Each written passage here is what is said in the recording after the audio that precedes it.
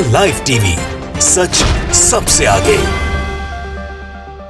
नमस्कार, मैं हूं Iqbal Parvez. The live TV में आपका स्वागत है। साथियों, बंगाल में जो हालात बने हुए हैं, जिस तरह से हिंसा वहां पर हो रही है, लोगों की जानें जा रही हैं, उसको देखकर ऐसा प्रतीत होता है कि भारतीय जनता पार्टी एक बार फिर से बंगाल को दिल्ली बनाना चाहती है। जिस तरह से दिल्ली में दंगे भड़के थे, उसी तरह से बंगाल में दंगा भड़काने की कोशिश जारी है। जी हाँ, जब मैं आपको अपनी इस खबर में, अपनी इस वीडियो में बताऊँगा, कुछ तथ्य सामने रखूँगा, कुछ तस्वीरें सामने रखूँगा, तो आप भी ये महसूस करेंगे। और ये क्यों हो रहा है, सबसे बड़ी बात ये है कि ये क्यों हो रहा है। ये इसलिए हो रहा है कि भारतीय जनता पार्टी बंगाल में बुरी तरह से हार गई है। और जिस दिन से चुनाव का नतीजा आया है, उसी दिन के बाद बंगाल में समझ लीजिए कि आग लगी है। और हमने पास्ट में भी देखा है कि चुनाव हारने के बाद भारतीय जनता पार्टी दंगे पर उतर गई है, कितने लोगों की जान गई है। जी हाँ, दिल्ली तो आपको याद होगा, दिल्ली में जीतने के लिए भारतीय जनता पार्टी ने अपनी पूरी ताकत झोंक दी थी, ठीक उसी तरह जैसे बंगाल में अपनी पूरी ताकत लगाई थी। दिल्ली में भी दावा किया जा रहा था कि हम तो आम आदमी पार्टी का सुपड़ा साफ कर देंगे। वहाँ पे कपिल मिश्रा जैसे नफरतबाज उतरे हुए थे, अनुराग ठाकुर जैसे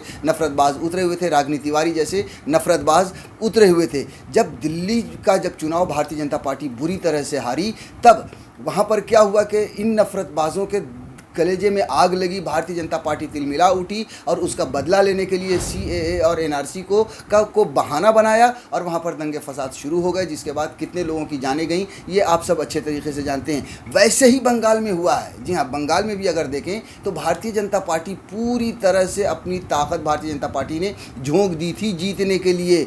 चाहे वो पैसे से हो, चाहे वो कैडर से हो, चाहे वो सिस्टम से हो, हर तरह से भारतीय जनता पार्टी ने वहाँ पर ताकत लगा दी। मगर जब जैसे ही भारतीय जनता पार्टी वहाँ पर हारी, रिजल्ट आया और उसी दिन से दंगे फसाद शुरू हो गए। ये कहा जाने लगा कि भारतीय जनता पार्टी पर जो है सो हमले हो रहे हैं, भारतीय जनता पार्टी के कार्यालय पर हमले हो रहे हैं, भारतीय जनता पार्टी के कार्यकर्ताओं को मारा जा रहा है। जबकि हकीकत ये है, अगर आप देखिए तो अभी तक 17 लोगों की जानें गई हैं। लेकिन आप तस्वीरें सिर्फ भारतीय जनता पार्टी के दफ्तर की देख रहे हैं। 17 जानें जो गई हैं, उनमें से 9 जानें जो हैं सो भारतीय जनता पार्टी के लोगों की है और 7 लोगों की जो जान गई है, जो खबर है वो ये है कि 7 लोगों की जो जान गई है वो तृणमूल के हैं, यानी कि दोनों तरफ के लोग मारे गए हैं। लेकिन आप मीडिया की अगर बात करें तो मीडिया सिर्फ और सिर्फ ये दिखा रही है कि वहाँ पर दंगे हो रहे हैं या वहाँ पर हिंसा हो रही है बंगाल में, और ममता बनर्जी ये काम करवा रही हैं। ममता बनर्जी के शाह पर हो रहा है, ये आरोप लगा रहे हैं भारतीय जनता पार्टी के नेता कि ममता बनर्जी के शाह पर हो रहा है, सिस्टम के शाह पर हो रहा है और भारतीय जनता पार्टी के कार्यकर्ता मारे जा रहे हैं। जबकि अभी जैसा कि हमने आपको आंकड़ा बताया कि अगर 9 लोग भारतीय जनता पार्टी के मारे गए हैं तो 7 लोग उनमें से तृणमूल के भी हैं। साथ में साथियों, वहाँ पे बहुत सारी गलत तस्वीरें भी घूम रही हैं। जैसे एक तस्वीर, हम आगे आपको उसका पूरा डिटेल बताएंगे, लेकिन पहले थोड़ा सा बता दें कि एक तस्वीर घूम रही है जो पुरानी तस्वीर है। बांग्लादेश की एक महिला की तस्वीर है जिस पर हमला हुआ था। उस तस्वीर को सामने रख दिया गया, सोशल मीडिया पर उसे घुमा दिया गया और बहुत सारे चैनलों पर भी बताया यही जा रहा है कि महिला का क्या बोलते हैं, सामूहिक बलात्कार हो रहा है, उनकी इज्जत लूटी जा रही है और वहाँ पर भारतीय जनता पार्टी के लोगों को मारा जा रहा है। जबकि अगर पड़ताल हुई है उसकी, आल्ट न्यूज़ ने उसकी पूरी पड़ताल की है और पड़ताल के बाद ये सामने आया है कि वो तस्वीर पुरानी है, वो तस्वीर गलत है, वो तस्वीर बांग्लादेश की है, बंगाल की नहीं है, वेस्ट बंगाल की नहीं है। साथियों, जब ये दंगा फसाद शुरू हुआ बंगाल में, तभी ममता बनर्जी ने कहा, और आपको एक बात और बता दें इससे पहले, जो कैलाश विजयवर्गीय जैसे नेता हैं और बहुत सारे ऐसे भारतीय जनता पार्टी के कार्यकर्ता और नेता हैं जो इस तरह की गलत तस्वीरों को जारी कर रहे हैं, अपने सोशल मीडिया के माध्यम से फॉरवर्ड कर रहे हैं और लोगों को ये बताने की कोशिश कर रहे हैं कि बंगाल में भारतीय जनता पार्टी पर हमला हो रहा है। भारतीय जनता पार्टी और जो मीडिया है वो भी इसकी जाँच पड़ताल नहीं कर रही है, वो भी एक तरफा यही दिखा रही है कि भारतीय जनता पार्टी पर हमला हो रहा है, उनके कार्यकर्ता मारे जा रहे हैं। अब चलते हैं साथियों, ममता बनर्जी ने जब ये आगजनी शुरू हुई या बंगाल में जो हिंसा शुरू हुई, वैसे पुराना इतिहास रहा है, ये बात हकीकत है कि बंगाल में चुनावी हिंसा होती रही है, लेकिन इस बार ये एक तरफा नहीं है।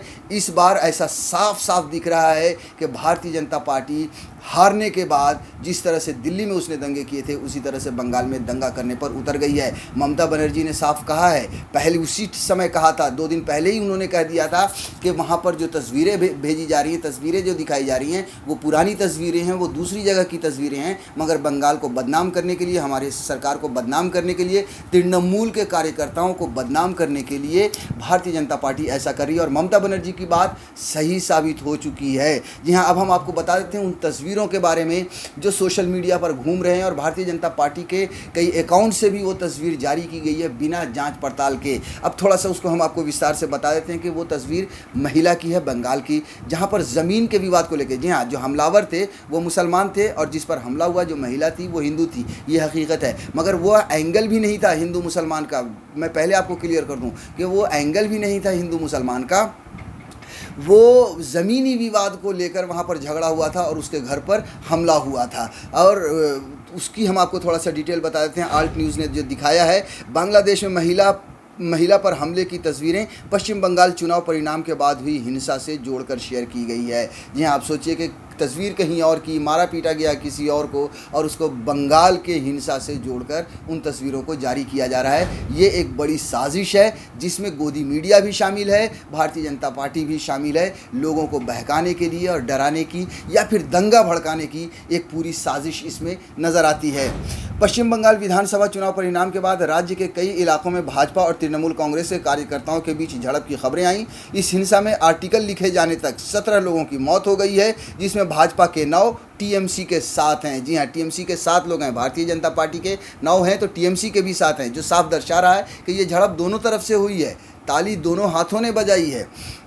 और इंडियन सेकुलर फ्रंट का एक व्यक्ति शामिल बताया जा रहा है। और ये जो आंकड़ा जो हमने आपको बताया, ऐसा महसूस होता है कि भारतीय जनता पार्टी ने ये जानबूझकर किया है।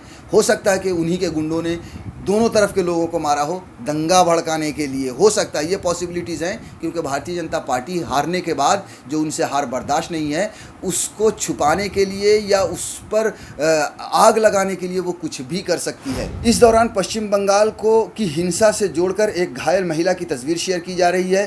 ट्विटर यूज़र ईशा बजाज ने ये तस्वीर शेयर करते हुए लिखा, आबरू लूट गई बंगाल की, क्या ये आबरू लूट गई बंगाल की, क्या ये महिला नहीं, क्या बंगाल की बेटी नहीं, क्या बंगाली और महिला केवल ममता ही है।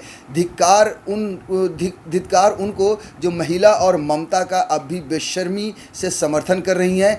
आर्टिकल लिखे जाने तक इस ट्विटर को 1000 से ज़्यादा बार रीट्वीट किया गया है। सोचिए कि ये जो ईशा बजाज नाम की ये महिला है, बिना कोई जांच पड़ताल किए हुए, बिना कुछ चेक किए हुए इसने किस तरह से नफ़रत की बात की है। और जिस तरह के इसके शब्द हैं, जिस तरह से इसने ममता बनर्जी के लिए शब्द लिखा है कि क्या ममता बनर्जी ही एक महिला है, और धिक्कार उन लोगों को जो महिला की बात करते हैं। मतलब साफ है कि ये ममता बनर्जी को बदनाम करने की कोशिश और साजिश है।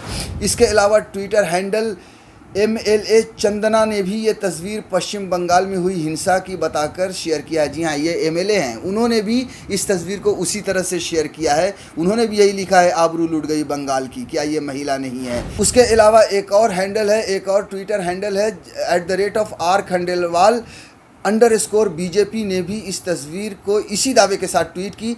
इस ट्वीट को भारतीय जनता युवा मोर्चा झारखंड के अकाउंट ने भी रीट्वीट किया है। सोचिए कि भारतीय जनता पार्टी का जो अकाउंट है झारखंड का, उसने भी इन तस्वीरों को, सोचिए, ये कोई लोग भी जांच नहीं कर रहे हैं। ये मुमकिन है कि इन लोगों को ये पता है कि ये तस्वीर कहाँ की है, उसके बाद भी ये धड़ाधड़ शेयर किए जा रहे हैं, क्योंकि इन्हें बंगाल को बदनाम करना है, इन्हें ममता बनर्जी को बदनाम करना है। अब जो फैक्ट चेक है वो हम आपको बता देते हैं कि रिवर्स इमेज सर्च करने पर हमें ये तस्वीर 4 नवंबर 2020 के बांग्लादेश के फेसबुक पेज पर मिली। पोस्ट के मुताबिक 1 नवंबर 2020 को बांग्लादेश के हाथ बाजारी में अमन बाज़ार में रह रहे एक हिंदू परिवार पर कुछ लोगों ने हमला किया था। पोस्ट में आरोपियों के नाम मोहम्मद रूबेल, मोहम्मद शकील और मोहम्मद अरमान बताया गया है। वहीं पीड़ित व्यक्तियों के नाम अनुकूल मास्टर, रतन नाथ और मुक्ता देवी बताया गया है। पोस्ट में बताया गया है कि शिकायत दर्ज होने के बाद भी आरोपियों की गिरफ्तारी नहीं हुई थी। आगे इस जानकारी के आधार पर बंगाल भाषा की वर्ड्स सर्च करने पर हमें चट्टोग्राम प्रतिदिन की 5 नवंबर 2020 की रिपोर्ट मिली, यानी कि वहाँ की जो खबर है वहाँ पर भी ये खबर दिखाई गई थी, बताई गई थी वहाँ की मीडिया में, और रिपोर्ट में भी यही बात बताई थी कि किन लोगों ने किस पर हमला किया। हमला करने वाले मुसलमान थे और जिन पर हमला हुआ वो हिंदू थे। लेकिन मैं फिर कह रहा हूँ कि यहाँ पर कम्युनल का कोई एंगल नहीं था, ज़मीनी विवाद की जगह पर ज़मीनी विवाद की वजह से हमला हुआ था। ई बेला के 5 नवंबर नवंबर 2020 के आर्टिकल में तस्वीर में दिखने वाली महिला की पहचान अनामिका दास के रूप में की गई है। रिपोर्ट के मुताबिक अनामिका पर उनके पैतृक संपत्ति को लेकर हमला किया गया था। इसके अलावा बांग्लादेश की मीडिया आउटलेट देश नंबर 1 ने भी इस महिला की पहचान अनामिका दास के रूप में की है। तस्वीर के बारे में जानने के लिए आल्ट न्यूज़ ने रतन नाथ से बात की। उन्होंने बताया कि ये तस्वीर उनकी बेटी अनामिका दास की है। उनके परिवार पर ज़मीन विवाद के चलते हमला हुआ था। तो आल्ट न्यूज़ ने अपनी पड़ताल भी की और जिन पर हमला हुआ था उस फैमिली से भी बात की और उसके बाद ये पाया कि ज़मीन के विवाद पर इस महिला पर हमला हुआ था। लेकिन उसके उलट आप देखिए तो देश में क्या हो रहा है। इस महिला की तस्वीर को ये बताकर जारी किया जा रहा है कि बंगाल में महिला की ये हालत है। बंगाल में ममता बनर्जी के राज में इस तरह से हो रहा है। आप सोचिए कि किस तरह से भारतीय जनता पार्टी हारने के बाद बौखला गई है। और भारतीय जनता पार्टी तो बौखलानी ही है। आप देखिए कि उनके जितने भक्त हैं, यहाँ तक के न्यूज़ चैनल भी बौखला गए हैं। न्यूज़ चैनल भी उसी तरह से बिना जांच पड़ताल किए हुए खबर दिखा रहे हैं और एक तरफा खबर दिखा रहे हैं कि बस बंगाल में ममता बनर्जी ने हमला कर दिया है। ममता बनर्जी जो भारतीय जनता पार्टी के कार्यकर्ताओं को मार रही हैं या उन पर हमला करवा रही हैं। साथियों, मीडिया की बौखलाहट उसी दिन नज़र आ गई थी जिस दिन रिजल्ट आ रहा था और गिनती शुरू हुई थी। शुरुआत में जब भारतीय जनता पार्टी और तृणमूल में जब टक्कर चल रही थी, 118 पर तृणमूल आगे चल रही थी और भारतीय जनता पार्टी 114 पर चल रही थी, तब सारी मीडिया खुश थी और एकदम मतलब पूरी तरह से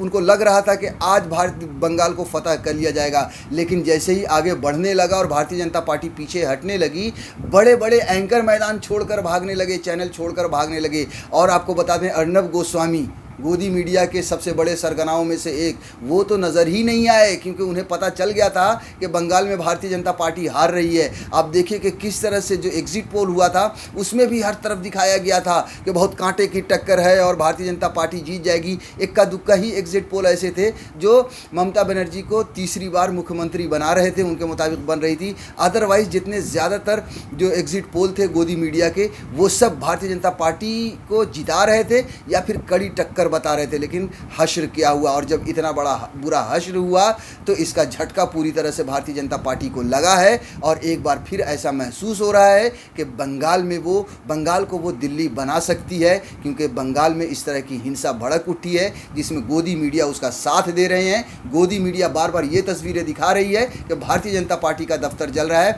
और भारतीय जनता पार्टी के लोग मर रहे हैं। वो ये नहीं दिखा रही है कि अगर 9 कार्यकर्ता भारतीय जनता पार्टी के मरे हैं तो 7 कार्यकर्ता तृणमूल कांग्रेस के भी मरे हैं। द लाइव टीवी, सच सबसे आगे।